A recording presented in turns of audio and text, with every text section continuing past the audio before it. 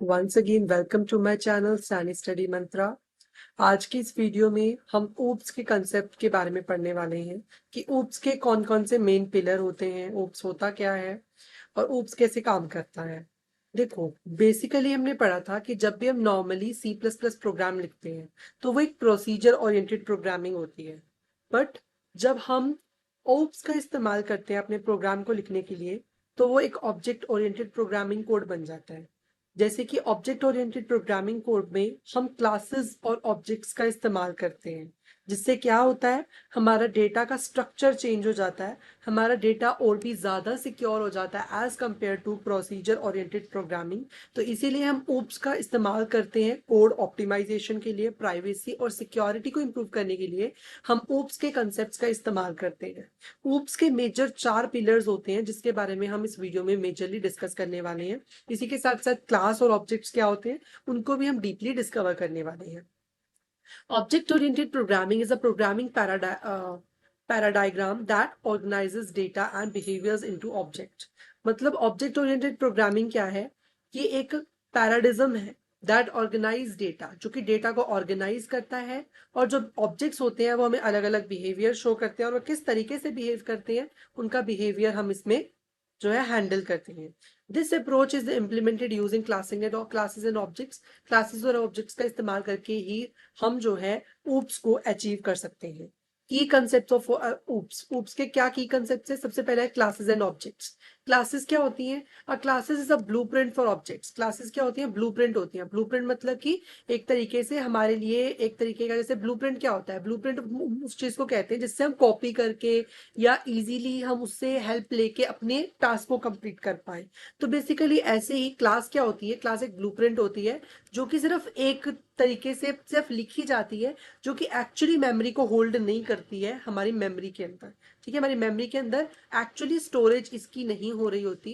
Actual में जो storage होती है वो ऑब्जेक्ट के बनने के बाद होती है। मतलब क्लासेस के अंदर हम डेटा मेंबर्स और मेंबर फंक्शंस डिफाइन करते हैं। जैसे हम नॉर्मली वेरिएबल्स बनाते हैं और उसके अंदर वैल्यूज को स्टोर करते हैं, उसी तरीके से जब हम क्लास के अंदर उसके वेरिएबल बना के उसमें वैल्यू स्टोर करते हैं तो उनको हम डेटा मेंबर्स कहते हैं। और जिन डेटा मेंबर्स से, जैसे हम नॉर्मली फंक्शंस बनाते हैं और फंक्शन से हम डेटा मेंबर्स को एक्सेस करते हैं, ठीक है, तो उसी तरीके से जब हम क्लास के अंदर मेंबर फंक्शंस बनाते हैं तो उनको मेंबर फंक्शन कहते हैं। और इन मेंबर फंक्शन से हम क्या करते हैं, डेटा मेंबर्स को एक्सेस करते हैं with the help of object. और ऑब्जेक्ट के साथ मैंने आपको बताया था कि हम डॉट ऑपरेटर का इस्तेमाल करते हैं, जिससे कि हम क्लास के सारे कंपोनेंट्स को एक्सेस कर सकते हैं, including data members and member functions. जैसे कि आपको एक बेसिक सा प्रोग्राम बताया गया है जिसके अंदर आपको बताया गया है, एक कार नाम की क्लास बनाई गई है। इस क्लास के अंदर, क्लास एक ब्लूप्रिंट है, क्लास बेसिकली एक ब्लूप्रिंट की तरह काम करेगी। ठीक है, क्लास का नाम है कार। यहाँ पर एक पब्लिक कीवर्ड लगा हुआ है। यहाँ पे हमारे पास दो एक स्ट्रिंग है। पहला है कार का ब्रांड का नाम, दूसरा है इंट ईयर, कि कौन से ईयर में ये कार बनी। तो बेसिकली इसके अंदर क्या हो रहा है, इसके अंदर हम क्या कर रहे हैं, इसके अंदर हम जो भी वैल्यू है ब्रांड की उसे प्रिंट करवा रहे हैं और साथ के साथ, ठीक है, सबसे पहले लिख रहे हैं ब्रांड, ये मैसेज डिस्प्ले करा रहे हैं और ब्रांड नाम के उसको हम डिस्प्ले करवा रहे हैं। ठीक है, यहाँ पे ईयर, ये गाड़ी कब बनी, ठीक है, और उसको डिस्प्ले करवा रहे हैं। फिर नेक्स्ट लाइन दे रहे हैं फॉर अ कोड मैनिपुलेशन, ठीक है, फॉर्मेटिंग के लिए। अब आप कहोगे कि हमने ब्रांड को ना तो इनपुट से वैल्यू दी, ना यहाँ पे हमने डायरेक्टली वैल्यू इनिशियलाइज करी, तो हम इसे मेन में भी इनिशियलाइज कर सकते हैं। जैसे कार, कार हमारा सबसे पहले जब भी हमें ऑब्जेक्ट बनाना होता है किसी क्लास का, तो हम कैसे बनाते हैं, सबसे पहले क्लास का नाम क्या था, कार। तो उस कार को नाम, जो क्लास का नाम था कार, वो हमने यहाँ लिखा। और इसका ऑब्जेक्ट का नाम क्या लिखा हमने, जो भी हमने क्लास का नाम दिया उसी के साथ एक स्पेस देके हम जो है ऑब्जेक्ट का नाम देते हैं, जो कि है कार वन। अब अगर हमें जो है ब्रांड, ठीक है, जो हमारा कार है उसका एक ऑब्जेक्ट है ब्रांड, ठीक है, सॉरी कार है, उसका एक ऑब्जेक्ट है कार वन।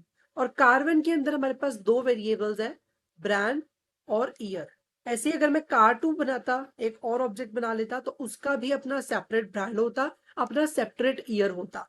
ठीक है, तो इस तरीके से हमने क्या करा, कार वन मतलब कि जो कार वन पहला ऑब्जेक्ट है, ठीक है, उसका जो ब्रांड का नाम है, डॉट ब्रांड का मतलब कि कार वन जो ऑब्जेक्ट है उस ऑब्जेक्ट का जो ब्रांड है उसका नाम इज इक्वल टू टयोटा है।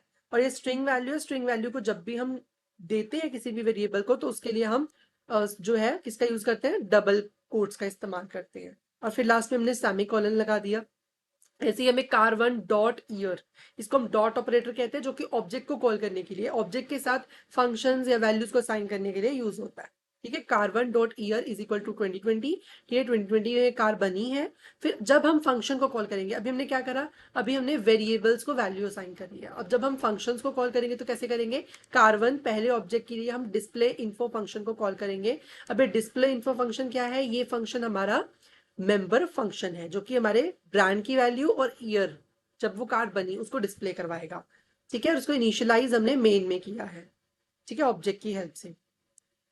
लास्ट में रिटर्न 0 और वैल्यूज रिटर्न हो रही है। अब मैं आपको एक बार इसको प्रैक्टिकली भी इंप्लीमेंट करके दिखा देता हूँ, अगर आप चाहते हैं तो।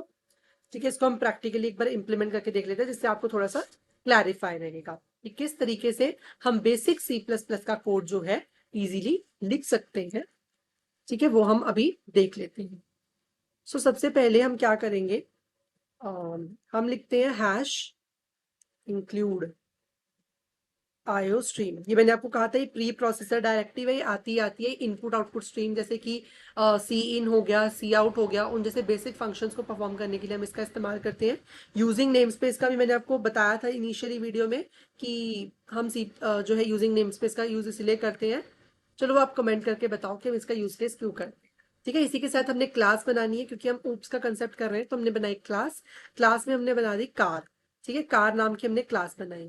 और इस क्लास, जब भी हम किसी क्लास को खत्म करते हैं तो लास्ट में जब भी जो हमारा कर्ली ब्रैकेट होता है वहां पे सेमीकोलन जरूर आता है, वरना आपका यहाँ पर एरर आता रहेगा। ठीक है, फिर हम क्या करेंगे, कार में हम 2 वेरिएबल बना रहे हैं। फॉर एग्जाम्पल, हमने सबसे पहले इंट ईयर ले लिया कि कब कार बनी। ठीक है, वो ईयर ले लिया। और इसके अलावा हम ले सकते हैं इंट, सॉरी इंट नहीं, स्ट्रिंग ब्रांड। स्ट्रिंग वेरिएबल्स की फॉर्म में होगा ना ब्रांड, तो हम स्ट्रिंग ब्रांड ले लेते हैं। ठीक है, इसके बाद हम डेटा मेंबर्स के बाद हम मेंबर फंक्शन बनाते हैं, जो कि वॉइड शो बना लेते हैं। चलो हम वॉइड शो, कोई कुछ भी नाम दे सकते हैं, यूजर डिफाइंड हो सकता है हमारा। सबसे पहले रिटर्न टाइप जरूर आएगी। अगर इंटीजर वैल्यू आप रिटर्न करवाना चाहते हैं फंक्शन से, तो आपका यहाँ पे इंट भी आ सकता है, फ्लोट भी आ सकता है, डबल भी आ सकता है। ठीक है, इसी के साथ साथ हम क्या कर रहे हैं, अब हम यहाँ पर वैल्यूज को प्रिंट करवा रहे हैं। सी आउट, सबसे पहले मैसेज, जब भी हमें मैसेज, सिंपली मैसेज डिस्प्ले करवाना है तो हम क्या करेंगे, यहाँ पर वैल्यूज देंगे। ठीक है, तो यहाँ पे हमने ये वैल्यू दे दी। इसके अलावा यहाँ पर आ गया ब्रांड, क्योंकि यहाँ पर जहां पर भी वैल्यू प्रिंट करवानी है वहां पे सिंपल वही वेरिएबल का नाम आ जाता है।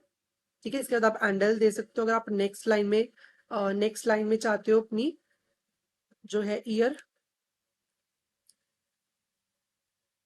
सॉरी ऐसे।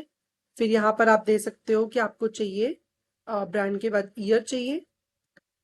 ठीक है, इस ईयर को आप शो करना चाहते हो, ईयर का फिर ऐसे ईयर लिख दोगे, फिर लास्ट में एंडल लगा दोगे फॉर अ इंडेंटेशन।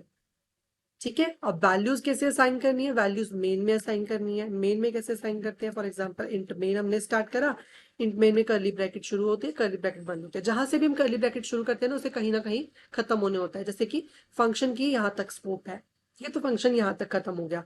अब इंट मेन में सबसे पहले हम क्लास का ऑब्जेक्ट बनाते हैं, ऑब्जेक्ट से हम वेरिएबल्स और डेटा मेंबर्स को एक्सेस करते हैं। फॉर एग्जाम्पल, कार क्लास है, कार क्लास का हमारा ऑब्जेक्ट क्या है, कार क्लास का हमारा सबसे पहले ऑब्जेक्ट बनाते हैं हम C1 बना लेते हैं। फॉर एग्जाम्पल, जरूरी नहीं है, जो हम अपने हिसाब से यूजर डिफाइंड ऑब्जेक्ट बना सकते हैं।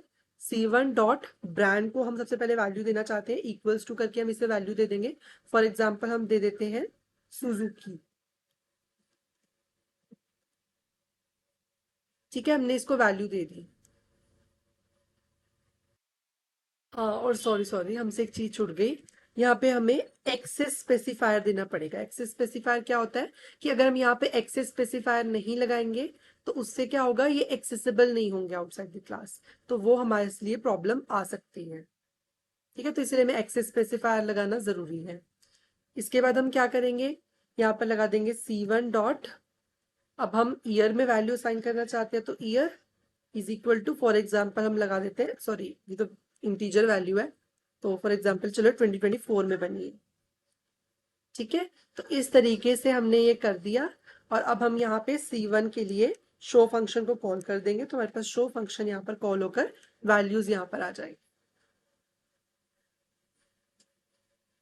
अभी वैल्यूज यहाँ पे आएंगी, ये देखिए ब्रांड हो गया हमारा सुजुकी जो कि हमने यहाँ पर असाइन किया था, और हमारा ईयर हो गया 2024। अब अगर वैल्यूज आप यहाँ पे असाइन नहीं करना चाहते तो आप पहले ही यहाँ पर भी ये वैल्यूज इनिशियलाइज कर सकते थे। ठीक है, इस वैल्यूज को हटा के आप इन वैल्यूज को यहाँ पर भी इनिशियलाइज कर सकते थे, इज इक्वल टू 2023। ठीक है, या इज इक्वल टू सुजुकी, यहाँ पर भी हम कर सकते थे।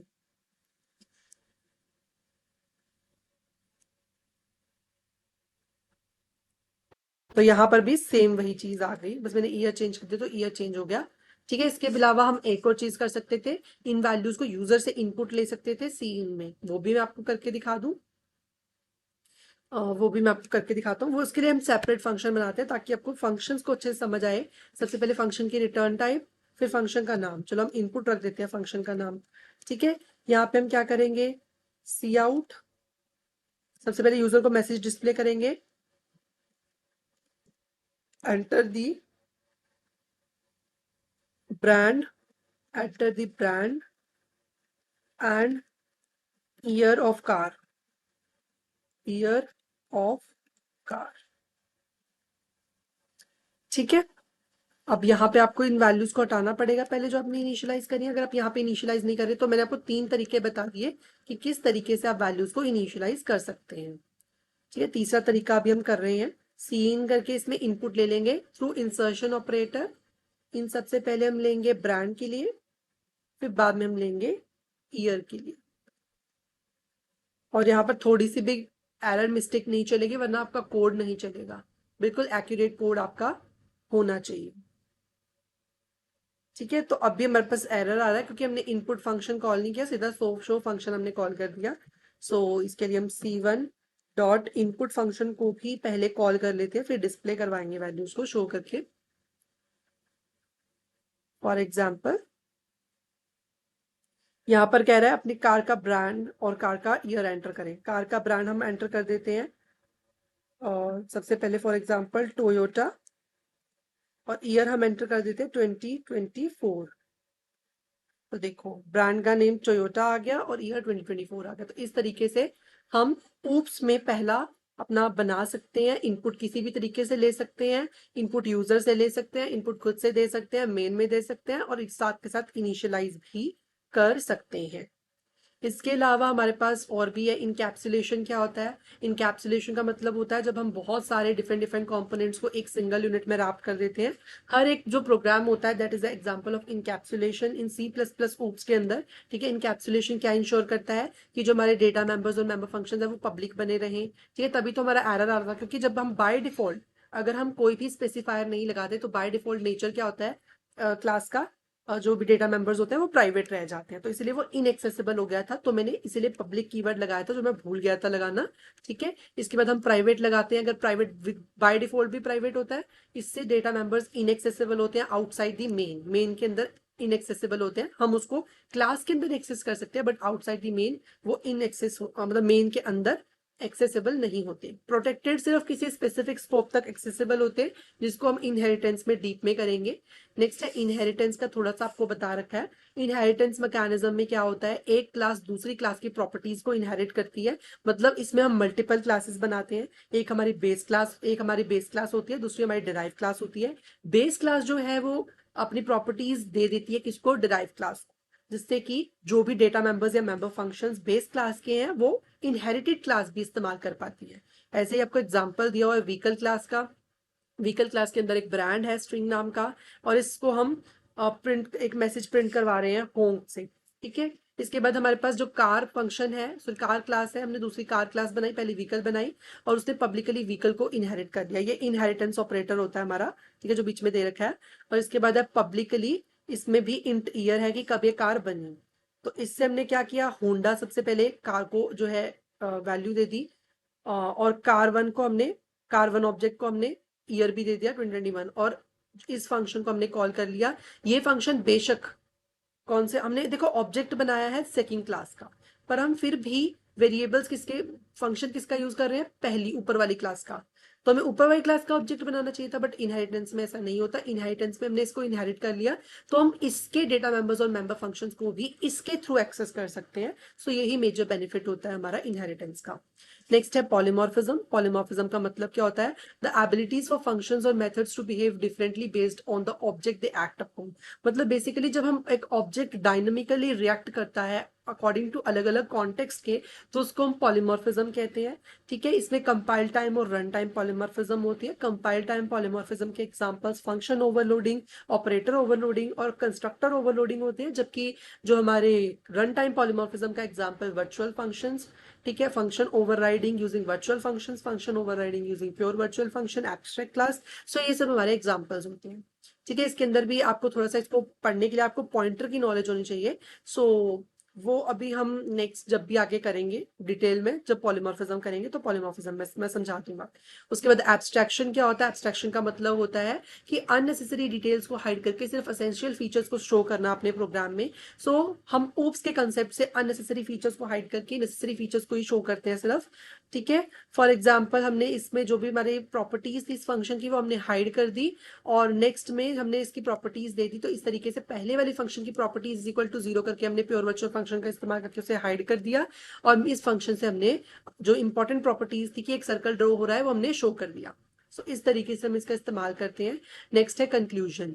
C++ and oops provide robust tools for building modular, reusable and maintainable software. Basically C++ में जो oops है वो हमें बहुत सारे टूल्स, बहुत सारे मॉड्यूल टूल, मतलब मॉड्यूलर टूल्स, कोड का रीयूज कर पाना, सॉफ्टवेयर को इजीली मेंटेन कर पाना, इस तरीके के फीचर्स प्रोवाइड करता है। बाय मास्टरिंग द बेसिक्स, इन बेसिक्स को मास्टर करके the above developers can efficiently tackle complex programming challenges, की बहुत सारे real life complex programming challenges को सॉल्व कर सकते हैं। बिकॉज जो oops होती है that is based on real life scenarios, हमारे रियल लाइफ सिनेरियोज पे बेस्ड होती है। सो इस तरीके से हम इससे रियल लाइफ सिनेरियो प्रॉब्लम्स को सॉल्व कर सकते हैं और चैलेंजेस को सॉल्व कर सकते हैं। इस वीडियो में इतना ही। अगर वीडियो अच्छी लगी हो वीडियो को लाइक करें, चैनल को सब्सक्राइब करें। Thank you so much for watching.